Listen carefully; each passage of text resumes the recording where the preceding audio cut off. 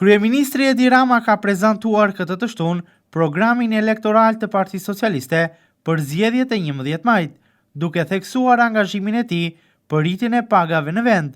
Në fjalimin e tij, Rama shpalli vizionin për Shqipërinë 2030, ku theksoi se paga mesatare do të arrijë të paktën në 1200 euro.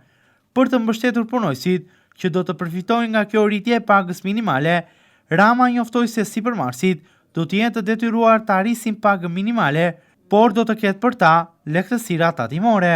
Kjo është paga mesatare. Paga mesatare e sektorit publik dhe privat bashk. Pra paga mesatare në Republikën e Shqipërisë. Kjo do të jetë paga mesatare. Të paktën 1000 euro. Vazhdojmë me pagën minimale. Në vitin 2013, kur ne morëm detyrën, paga minimale ishte 157 euro.